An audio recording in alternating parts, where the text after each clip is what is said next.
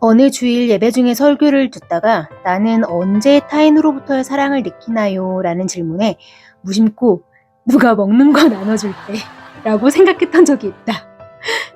이어진 질문, 당신이 타인을 사랑하는 방법은? 에는 너무도 당연하게 먹을 것을 나눈다는 대답이 생각났다.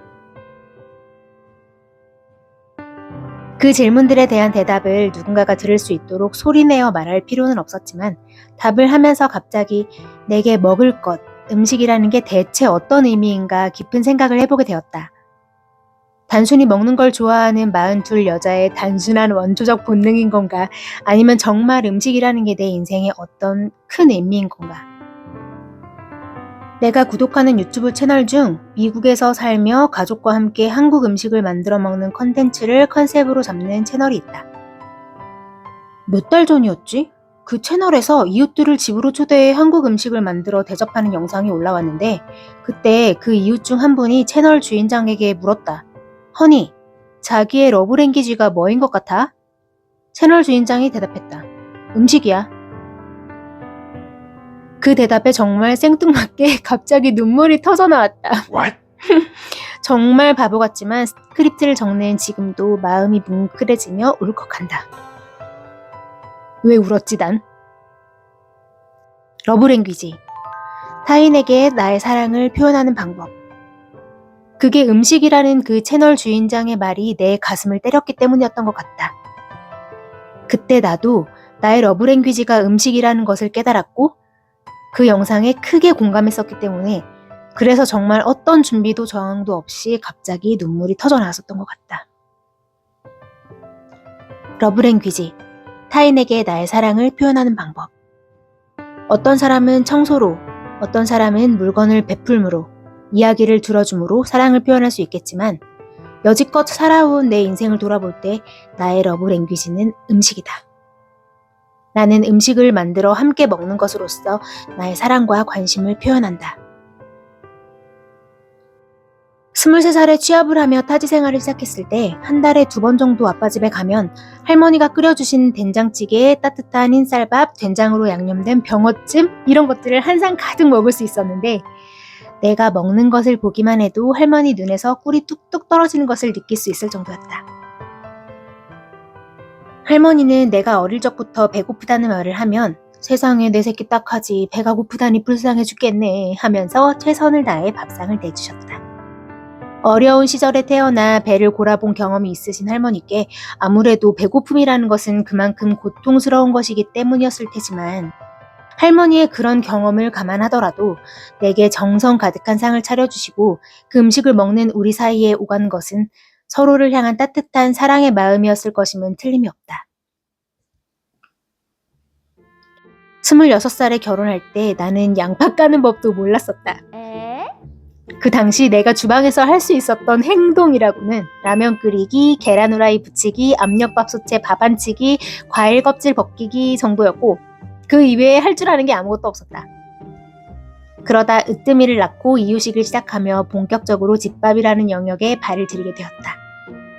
내가 얼마나 이유식에 정성을 다했는지 그리고 정말 고맙게도 내 정성에 으뜸이 버금이가 얼마나 잘 반응해줬었는지는 나의 가장 친한 친구들이 증언을 해줄 수 있을 정도다. 아이들이 어릴 땐 아침 9시부터 저녁 6시까지 근무했었지만 큰애가 중1, 작은애가 초4 되던 때부터 아침 6시 30분에 일어나 7시에 집에서 나가는 일상이 이어져 왔으므로 아침 식사를 직접 챙겨줄 수 없었던 나는 늘 전날 저녁에 밥을 짓고 국을 끓이고 반찬은 만들고 과일을 깎아서 냉장고에 넣어두고 잠자리에 들곤 했다. 아침에 일어났을 때 엄마가 집에 없으니 냉장고에서 먹을 것들을 꺼내 전자레인지에 데워 먹고 학교에 가도록 아이들을 가르쳐왔다. 그토록 아이들의 먹을거리에 애를 썼던 건 엄마가 일하느라 집에 없어도 엄마가 만들어둔 음식을 먹으며 엄마는 늘 너희를 생각하고 있다는 믿음을 주기 위해서였나 보다. 그게 내가 아이들에게 내 사랑을 표현하는 방법이었기 때문인가 보다. 몇몇 구독자님들은 아시겠지만 지금까지 만들어왔던 영상 중 내가 만든 음식을 부담스러워하는 애들에 대한 서운함을 토로했던 내용이 들어가 있던 영상이 있다. 나는 그때 딸들에게 왜 서운했을까? 생각해보면 간단하다. 이토록 아기 때부터 먹을 것으로 나의 사랑을 표현해왔기 때문이다. 음식을 만드는 행위가 내 사랑을 표현하는 방법이라는 것을 알지도 못했으나 나는 이미 아이들을 위해서 음식을 만들므로써 내 사랑을 표현하고 있었기 때문이다. 그런데 아이들이 내가 만들어둔 음식을 부담스럽게 생각하고 그것으로부터 벗어나서 자신들이 원하는 재료를 가지고 스스로 음식을 만들어 먹겠다고 선언했던 것이 내게는 마치 엄마의 사랑이나 보살핌이 이제는 필요 없어 와 같이 들렸기 때문이다. 어느 날 출근길, 회사 1층 로비에서 건물 환경 미화를 담당해 주시는 여사님이 내게 물어오셨다. 어머, 도시락 싸갖고 다니시나 봐요. 나는 웃으며 대답했다. 네, 제가 음식을 해둬도 애들이 잘 안 먹어서 그냥 냉장고에 있는 음식들 막 싸와요. 돌아오는 여사님의 반응이 꽤나 놀라웠다. 나도 우리 아들 어릴 때부터 먹을 거 그렇게 신경 써서 챙겨줬는데 어느 정도 크니까 내가 해주는 거 잘 안 먹고 나가서 먹든 지가 먹고 싶은 걸 먹든 그러더라고요. 중간에 엄청 서운했는데 그러다 군대 전역하고 나서는 엄마 음식을 다시 찾더라고요. 다 한때인 것 같아요. 그 말씀을 듣고 생각했다. 우리 애들 군대 보내야 되나? 아이들에게 그렇게나 서운했던 한 시즌을 보내고 나니 지금은 나도 좀 마음이 편해졌나 보다. 이제는 나 먹을 것만 해서 먹고 정말 맛있을 때만 한 입씩 애들한테 제발 한 번만 먹어주면 안 될까? 사정해서 입에 넣어준다. 엄마 진짜 이상해. 하면서 마지못해 음식을 받아먹은 아이들의 표정이 사르르 풀리며 오, 완전 맛있는데? 라는 반응이라도 보이면 세상 다 가진 듯 그리 행복할 수가 없다. 그렇게 서운해서 잠도 못 잤던 때를 생각하면 대단한 발전이다. 나는 나를 위한 음식만을 하는 요즘. 그럼 아이들은 뭘 먹느냐? 요즘에 나는 고기나 채소, 과일, 여러 종류의 면, 또띠아, 치즈, 냉동새우 같은 기본적인 식재료들을 사두고 아이들은 그 재료들을 쭉 스캔한 후 유튜브에서 레시피를 찾아 각자 먹고 싶은 음식을 해먹는다. 이렇게 하니 내 마음도 편하고 애들 마음도 편하고 혹시 내가 밤샘 근무하는 날이 오더라도 예전 같으면 애들이 나 없이 두 끼 먹어야 하는 것을 걱정하며 냉장고에 오만 것을 다 만들어 두었을 텐데 지금은 그럴 일 없이 먹고 싶다는 것을 배달시켜주든지 아님 집에 있는 식재료들로 만들어 먹으라고 말을 해준다. 올해 6학년이 된 버금이에게 불을 쓰는 법도 가르쳐 주었다. 계란 후라이도 라면도 전자레인지로 만들어 먹던 우리 버금이는 불 쓰는 법을 배운 이후 가스불에 겉이 바삭한 계란 후라이를 매일매일 아침마다 2개씩 해먹고 등교한다. 퇴근해서 설거지통을 보면 그릇에 묻어있는 반숙 노른자의 흔적이 참 귀엽다.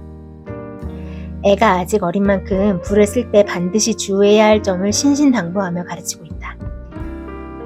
자, 이렇다고 한다면 음식이라는 나의 러브랭귀지는 끝이 난 것인가? 아니다. 나는 여전히 나를 위한 음식을 만들어 먹으며 나를 향한 사랑을 표현하고 만삭의 동료를 위한 점심 도시락을 싸서 출근하며 내 관심을 표현하고 친구들이 집에 올 때면 어떤 음식을 해서 같이 먹을까 생각하며 설렌다. 아이들을 위한 음식은 아이들이 먹고 싶은 것을 만들어 달라고 할 때만 만들고 있지만 설령 그렇다고 할지라도 두 딸과 강아지 감사를 향한 내 사랑의 변화가 있는 것은 아니다. 생각해보면 너무나 간단하다. 사람이든 짐승이든 생명이 있는 모든 것은 언젠가 부모를 떠나 독립을 해야 한다.